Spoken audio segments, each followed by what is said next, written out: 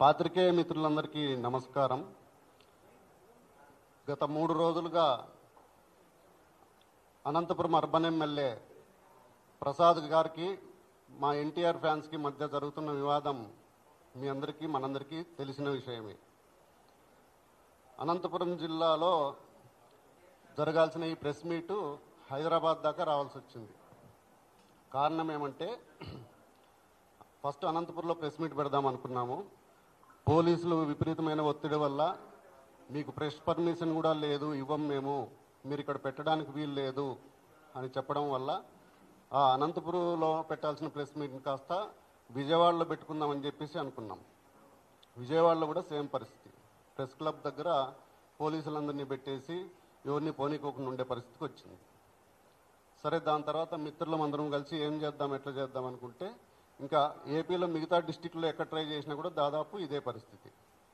దీనికి తోడు మా స్టేట్ కన్వీనర్స్గా ఉన్న అందరినీ వివిధ జిల్లాల్లో వివిధ రకాల సిఐ గారు, డిఎస్పీలు పిలిచి మీరేమీ చేయడానికి వీలు లేదు అని చెప్పేసి కొంతమందిని హౌస్ అరెస్టులు చేయడం జరిగింది. మరి కొంతమందిని స్టేషన్లో ఉంచుకొని పంపించడం జరిగింది. దీనివల్ల అనంతపురం కాస్త హైదరాబాద్కి వచ్చి మీ ముందర ప్రెస్ మీట్ పెట్టాల్సి వచ్చింది. తర్వాత విషయం, ఈ హైదరాబాద్కి వచ్చిన తర్వాత మా అభిమాన కథానాయకుడు ఎన్టీఆర్ గారిని అలాగే కళ్యాణ్ రామ్ గారిని కలిసి మాట్లాడదామని చెప్పేసి మేము చాలా ట్రై చేసాం. చేస్తే మా హీరో ఏమో ఇది బాంబేలో ఉన్నారు, కళ్యాణ్ రామ్ గారు ఏమో యూఎస్లో ఉన్నారు అని చెప్పేసి చెప్పడం జరిగింది. సో దానివల్ల ఇంకా మేమందరము నిన్న సమావేశమై ఎట్లా చేద్దాము, ఏం చేద్దాము. ఇది కొత్తగా కాదు, ఇంతకు ముందు కూడా కొంతమంది లీడర్స్ మాట్లాడడం జరిగింది. ఇది ఇలాగే వదిలేసుకుంటూ పోతే ఎన్ని రోజులని ఓపికగా ఉంటా ఉన్నాము. మన ఓపికని కాస్త చేతగాంతనంగా మాట్లాడే పరిస్థితి అయిపోయింది. ఇంకా దానికి అందరం కలిసి కూర్చొనేసేసి, సరే హీరో గారు మనకు అందుబాటులో ఉన్నా లేకపోయినా మనము ఈ టైంలో హీరో గారికి అండగా నిలవాల్సిందే, అది ఏదన్నా అని అని చెప్పేసి మేమందరం కలిసి, కన్వీనర్స్ అందరం కలిసి మాట్లాడి ఈ డిసిషన్ తీసుకొని ఈరోజు ప్రెస్ మీట్ చేయడం జరిగింది. తర్వాత వెరీ అన్ఫార్చునేట్ అండి, చాలా బాధ వేస్తుంది. గత 5-6 రోజులుగా ఓన్లీ సౌత్ ఇండియా కాదు, ఏపీ తెలంగాణ అని కాదు, విశ్వవ్యాప్తంగా ఉన్న మా నందమూరి అభిమానులందరూ, నందమూరి ఎన్టీ రామారావు గారి అభిమానులందరూ ఒకటే ఘోష, ఒకటే బాధ, ఒకటే వేదన, ఒకటే ఆవేదన. ఏమి అంటే, మా తల్లి లాంటి మా నందమూరి తారక రామారావు గారి తల్లి, కీర్తిశేషులు మా అన్న హరికృష్ణ గారి సహధర్మచారిని, అలాగే మా అందరికీ తల్లితో సమానమైన శాలిని గారిని నోటికి ఏది వస్తే అది, ఎంతంటే అంత విర్రవీగి మనిషి అసలు సోయ తప్పి మాట్లాడడం జరిగింది. అసలు ఇలాంటి మాట్లాడడానికి గల కారణాలు ఏంటి? ఆవిడ ఏం తప్పు చేసింది? పోనీ మా హీరో గారు ఏం తప్పు చేశారు? ఎందుకు ఇలా మాట్లాడాల్సి వస్తుంది? సభ్య సమాజం తలదించుకునేలా నోటికి ఎంత వస్తే అంత వాగారు. ఇక్కడ మేము మాట్లాడుతుండేది కేవలం మా ఎన్టీఆర్ గారి తల్లిని మాట్లాడినారనే కాదు, ఏ స్త్రీమూర్తిని అలా మాట్లాడకూడదు, మాట్లాడడం తప్పు. అది ఎవరు మాట్లాడినా, ఏ పార్టీ వాళ్ళు మాట్లాడినా, ఏ అభిమాన సంఘాల వాళ్ళు మాట్లాడినా, ఎవరు మాట్లాడినా ఇది తప్పు. ఇందులో ఎక్కడ దీనికి వేరే ఇది లేదు. ఇలాంటివి సంస్కృతి మనకి ఉండకూడదు. బట్ అన్ఫార్చునేట్ మనం ఇలాంటి సంస్కృతిలోనే బతకాల్సి వస్తుంది, ఇలాంటివే ప్రతిరోజు చూడాల్సి వస్తుంది, ఈ దీంట్లోనే మనం జర్నీ చేయాల్సి వస్తుంది. ఇవి సమాజానికి ఏమాత్రం శ్రేయస్కరం కాదు. ఇవి ఇంతటితో ఆపేస్తే మంచిది అని మా మనవి, మా అభిమానుల తరఫున. మనకు జనరల్గా ఒక నానుడు ఉంటుంది, స్త్రీలను ఎక్కడ గౌరవింపబడతారో అక్కడ దేవతలు సంచరిస్తూ ఉంటారు అని. అలాంటి సమాజంలో నుంచి వచ్చాం మనము. బట్ ఈ మాట కాస్త తలకిందులైపోయింది.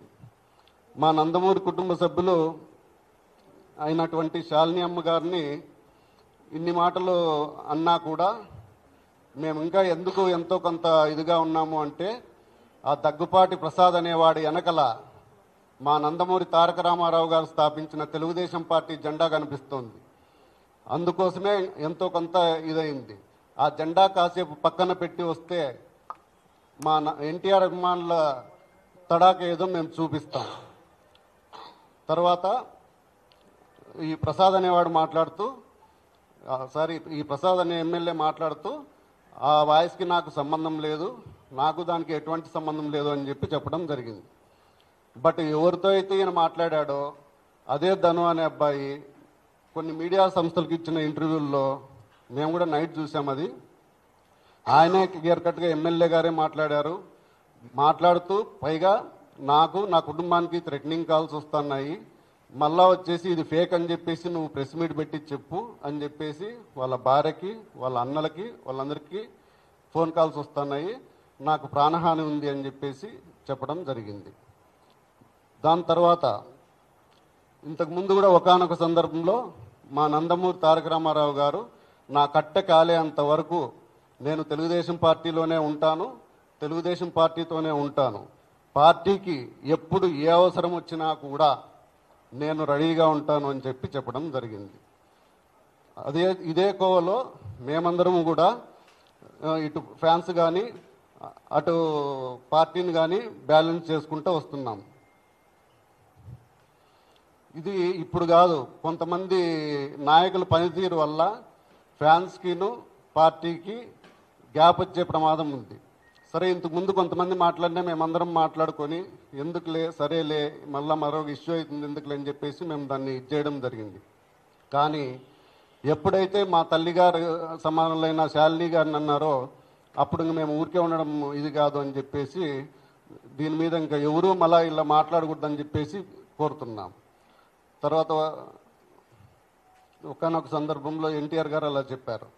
ఇంకా మా విషయానికి వస్తే నేను గత 20 సంవత్సరాలుగా ఒకవైపు తెలుగుదేశం పార్టీను, ఒకవైపు ఎన్టీఆర్ ఫ్యాన్స్ రెండిట్లోనూ యాక్టివ్గా ఉంటూ వస్తున్నాను. 2004లోనే తెలుగుదేశం పార్టీలో యాక్టివ్గా ఉన్నందున కీర్తిశేషులు పరిటాల రవీంద్ర గారితో పాటు నా మీద కూడా హత్యాయత్నం కేసు నమోదు చేయబడింది.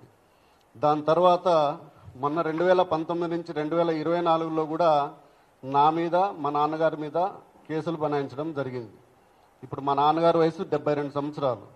ఇప్పుడు కూడా మా నాన్నగారి మీద, మా కో బ్రదర్ మీద ఒక అటెంప్ట్ మర్డర్ కేసు పెట్టి ఇప్పుడు కూడా కోర్టుల చుట్టూరా తిరుగుతున్నారు. మేము కూడా అప్పట్లో నెలల కొద్దీ జైల్లో మగ్గినాము, సంవత్సరాల కొద్దీ కోర్టుల చుట్టూరా తిరిగినాం పార్టీ కోసం. ఇక ఫ్యాన్స్ విషయానికి వస్తే మా అభిమాన హీరో ఎన్టీఆర్ గారి పేరు మీద స్వచ్ఛంద సంస్థ ఏర్పాటు చేసి అనేక సేవా కార్యక్రమాలు చేస్తూనే ఉన్నాము, ఇక ముందు కూడా చేస్తూనే ఉంటాము.